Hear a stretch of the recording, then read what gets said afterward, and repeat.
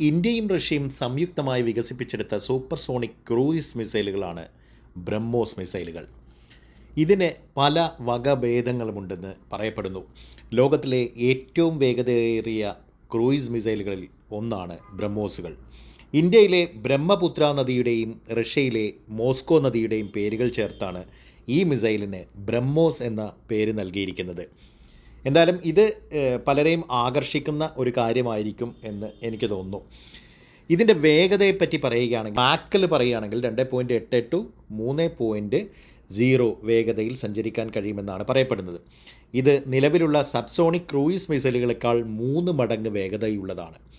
Hypersonic പതിപ്പായ BrahMos 2 വികസിപ്പിച്ചു കൊണ്ടിരിക്കുകയാണെന്നും റിപ്പോർട്ടുകളുണ്ട്. Mac 7 വരെ പ്രതീക്ഷിക്കുന്ന വേഗതയാണ്. വിക്ഷേപണ ശേഷിയെപ്പറ്റി പറയുകയാണെങ്കിൽ കര, കടൽ, ആകാശം, അന്തർവാഹിനി എന്നിവിടങ്ങളിൽ നിന്ന് വിക്ഷേപിക്കാൻ കഴിയുന്ന രീതിയിലാണ് ഇത് നിർമ്മിച്ചിരിക്കുന്നത്. ഇത് ഇന്ത്യൻ കരസേന, നാവികസേന, വ്യോമസേന എന്നിവയുടെ ഭാഗമാണ്. അപ്പോൾ ഇന്ത്യയുടെ ഡിഫൻസ് സിസ്റ്റത്തിൻ്റെ വളരെ വലിയൊരു ഭാഗമായി മാറിക്കഴിഞ്ഞു ബ്രഹ്മോസ് മിസൈലുകൾ എന്ന് നിസ്സംശയം പറയാം എന്നുള്ളതാണ് നമുക്ക് പറയാൻ കഴിയുക. ഇതിൻ്റെ ഒരു കൃത്യതയെ പറ്റിയൊക്കെ നമുക്ക് പ്രത്യേകം സൂചിപ്പിക്കേണ്ടതുണ്ട്. ഫയർ ആൻഡ് ഫോർഗെറ്റ് തത്വത്തിൽ പ്രവർത്തിക്കുന്ന ഒരു സാങ്കേതിക വിദ്യയാണ് ബ്രഹ്മോസിൽ സംക്ഷിപ്തമായിട്ടുള്ളത്. അതായത് ലക്ഷ്യത്തിലേക്ക് വിക്ഷേപിച്ച് കഴിഞ്ഞാൽ പിന്നീട് മാർഗനിർദ്ദേശം ആവശ്യമില്ലാത്തതാണ് ഇത്തരത്തിലുള്ള കാര്യങ്ങൾ. ഇതിൻ്റെ ഒരു വിക്ഷേപണം ലക്ഷ്യത്തേക്കുള്ള വഴിയിൽ വിവിധ പറക്കൽ പാതകൾ സ്വീകരിക്കാനും മിസൈലിൻ്റെ ഗതി മാറുന്നതനുസരിച്ച് ശക്തി വർദ്ധിപ്പിക്കാനും ഇതിന് സ്വയമേവ കഴിവുണ്ട്. ദൂരപരിധിയെപ്പറ്റിയാണ് പറയുന്നതെങ്കിൽ ആദ്യകാല പതിപ്പുകൾക്ക് 290 കിലോമീറ്റർ ദൂരപരിധി ഉണ്ടായിരുന്നെങ്കിൽ പിന്നീട് വന്ന വകഭേദങ്ങൾക്ക് 400 കിലോമീറ്ററിന് മുകളിൽ 800 കിലോമീറ്റർ വരെ ദൂരപരിധിയുള്ളതായിട്ടാണ് ഏറ്റവും പുതിയ റിപ്പോർട്ടുകൾ. ഇനി ഇതിൽ പിടിപ്പിക്കാവുന്ന വാർഹെഡുകൾ നമുക്ക് അറിയാം. മിസൈലുകളുടെ മുൻഭാഗത്ത് തന്നെയാണ് വാർഹെഡുകൾ പിടിപ്പിക്കുക. അപ്പോൾ ഓരോ മിസൈലിൻ്റെയും അത് പറന്നു പോകാനുള്ള ആ ഒരു നീണ്ട ഭാഗവും ചെന്ന് വീഴുന്നിടത്ത് എക്സ്പ്ലോഡ് ചെയ്യാൻ ആവശ്യമായിട്ടുള്ള വാർഹെഡുകളുമായിട്ടാണ് ഇതിൻ്റെ ഒരു രൂപകൽപ്പന. അപ്പോൾ 200 കിലോമീറ്റർ മുകളിൽ 400 കിലോമീറ്ററിന് മുകളിലേക്ക് വളരെ പെട്ടെന്ന് വേഗത ആർജിക്കാനും 200 കിലോ 300 കിലോഗ്രാം വരെ ഭാരമുള്ള സ്ഫോടക വസ്തു വാർഹെഡുകളായിട്ട് വഹിക്കാനും കഴിയുന്നവയാണ് ബ്രഹ്മോസ് മിസൈലുകൾ. ഈ കടുപ്പമുള്ള ലക്ഷ്യങ്ങൾ അല്ലെങ്കിൽ ബങ്കറുകൾ പോലുള്ള സംവിധാനങ്ങൾ അല്ലെങ്കിൽ അതിനുമപ്പുറമുള്ള കെട്ടിട ഭാഗങ്ങൾ മിസൈലുകളിൽ നിന്ന് സംരക്ഷിക്കാൻ വേണ്ടി പോലും തയ്യാർ ചെയ്യപ്പെട്ട കെട്ടിടങ്ങളെയൊക്കെ നശിപ്പിക്കാനുള്ള കഴിവുള്ള ബ്രഹ്മോസ് മിസൈലുകൾ. പിന്നെ റഡാറിൽ നിന്ന് രക്ഷപ്പെടാനുള്ള ഇതിൻ്റെ ഒരു കഴിവും പ്രത്യേകം പറയേണ്ടതുണ്ട്. റഡാറുകളിൽ നിന്ന് രക്ഷപ്പെടാൻ 3 മീറ്റർ മുതൽ 4 മീറ്റർ ഉയരത്തിൽ മാത്രം ഭൂമിയിൽ നിന്നിങ്ങനെ അല്പം മാത്രം മുകളിൽ ഉയർന്ന് പറക്കാനും പറക്കലിൻ്റെ മധ്യത്തിൽ ദിശ മാറ്റാനും അതേപോലെ തന്നെ ഉയരം ക്രമീകരിക്കാനും ഒക്കെയുള്ള കഴിവ് ബ്രഹ്മോസിനുണ്ട് എന്നുള്ളതാണ് ഏറ്റവും വലിയ പ്രത്യേകത. അപ്പോൾ 1998 ബ്രഹ്മോസ് എയ്റോസ്പേസ് എന്ന കമ്പനി രൂപീകൃതമാകുന്നത്. ശ്രദ്ധിക്കുക, മോദി സർക്കാരിൻ്റെ കാലത്തല്ല ഇതൊന്നും കേട്ടോ. പരീക്ഷണങ്ങളും നിരീക്ഷണങ്ങളും റിസർച്ചുകളുമെല്ലാം 1998 തന്നെ തുടങ്ങുന്നുണ്ട്. എന്തായാലും 2001 ബ്രഹ്മോസിൻ്റെ ആദ്യ പരീക്ഷണം നടക്കുന്നുണ്ട്. 2005 ഇന്ത്യൻ നാവികസേനയിൽ ആദ്യ പതിപ്പ് ഉൾപ്പെടുത്തുന്നുണ്ട് INS രജപുത്രയിൽ. 2007 മുതൽ ഇന്ത്യൻ സൈന്യവും 2012 മുതൽ വ്യോമസേനയും ബ്രഹ്മോസ് മിസൈൽ ഉപയോഗിക്കുന്നുണ്ട്. സുഖോയ് 30 MKI യുദ്ധവിമാനങ്ങൾ ഘടിപ്പിച്ച BrahMos air launched cruise missile system Indian വ്യോമസേന വളരെ വിജയകരമായി പരീക്ഷിച്ചിട്ടുമുണ്ട്. ഇന്ത്യയുടെ ബ്രഹ്മോസ് മിസൈലിനെ പാകിസ്ഥാൻ്റെ ടെറിട്ടറിയിലേക്ക് അയച്ച് പോലും ഇന്ത്യ പരീക്ഷിച്ചു എന്ന് പറയുമ്പോൾ അത് വല്ലാത്തൊരു കഥയാണ്. എന്തായാലും പുതിയ വാർഹെഡുകളും സോഫ്റ്റ്വെയറുകളും ഒക്കെ ഇതിൻ്റെ പലതരം രൂപഭേദ വക മാറ്റങ്ങളിലൂടെ ബ്രഹ്മോസ് വേറിട്ട് നിൽക്കുകയാണ്. പുതിയ ഹാർഡ്വെയറുകളും സോഫ്റ്റ്വെയറുകളും ഒക്കെ ഉപയോഗിച്ച് മിസൈൽ നിരന്തരം നവീകരിക്കുകയും പരിഷ്കരിക്കുകയും ചെയ്യുന്നുണ്ട്. അതായത് നമുക്ക് ടെക്നിക്കലി അവൈലബിൾ ആയിട്ടുള്ള ഏറ്റവും പുതിയ മോസ്റ്റ് മോഡേൺ സാങ്കേതിക വിദ്യകൾ ബ്രഹ്മോസിൽ ഉപയോഗിക്കുന്നു എന്നുള്ളതാണ് പ്രത്യേകത.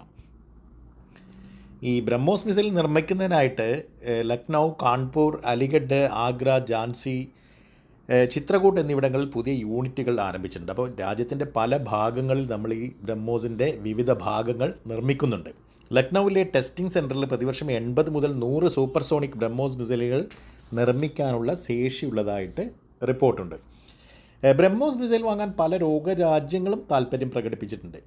ലോകരാജ്യങ്ങൾക്കെല്ലാം തന്നെ ഇപ്പോൾ ബ്രഹ്മോസിനോട് വളരെ വലിയ താല്പര്യം, പ്രത്യേകിച്ച് ഇന്ത്യ പാകിസ്ഥാൻ കോൺഫ്ലിക്റ്റിൻ്റെ ആ ഒരു വെളിച്ചത്തിൽ ഫിലിപ്പീൻസാണ് ആദ്യമായി ഇന്ത്യയിൽ നിന്ന് ബ്രഹ്മോസ് മിസൈൽ വാങ്ങിയ രാജ്യം. ഏതായാലും ഓപ്പറേഷൻ സിന്ദൂർ പോലുള്ള സൈനിക നടപടികളിൽ ബ്രഹ്മോസ് മിസൈൽ വളരെ കൃത്യതയോടെ ഉപയോഗിച്ചു എന്നുള്ളതാണ് നമ്മൾ കണ്ട റിപ്പോർട്ടുകളെല്ലാം തന്നെ. ഈ ബ്രഹ്മോസ് ഇന്ത്യയുടെ പ്രതിരോധ രംഗത്തെ വളരെ പ്രധാനപ്പെട്ട ഒരു ശക്തിയായി മാറിക്കഴിഞ്ഞു. അപ്പോൾ ഈ തരത്തിലാണ് കാര്യങ്ങൾ വരുന്നത്.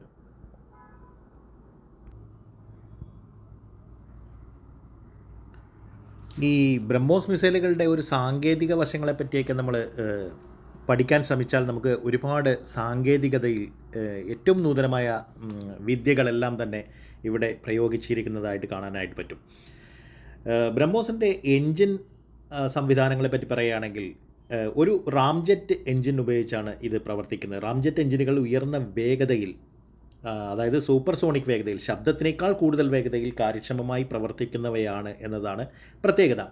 അന്തരീക്ഷത്തിലെ വായുവിനെ കംപ്രസ് ചെയ്ത് ഇന്ധനവുമായി കലർത്തി ജ്വലിപ്പിക്കുന്നതിലൂടെയാണ് ഇത് തള്ളൽ ശക്തി അല്ലെങ്കിൽ ഒരു ത്രസ്റ്റായിട്ട് ഉൽപ്പാദിപ്പിക്കുന്നതും ഈ ബ്രഹ്മോസിൻ്റെ ഗതിവിഗതികളിലേക്ക് ഇതിൻ്റെ ആ ഒരു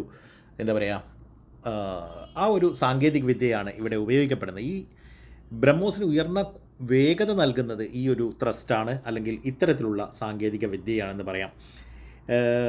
നാവിഗേഷൻ സിസ്റ്റം INS എന്ന് പറയുന്ന സംവിധാനം, അതായത് വിക്ഷേപണത്തിന് ശേഷം മിസൈലിൻ്റെ സ്ഥാനവും വേഗതയും ദിശയും തുടർച്ചയായി നിരീക്ഷിക്കാൻ നമുക്ക് സഹായകമാകുന്ന മൊഡ്യൂളുകൾ അടക്കം ചെയ്തതാണ് ബ്രഹ്മോസ് മിസൈലുകൾ.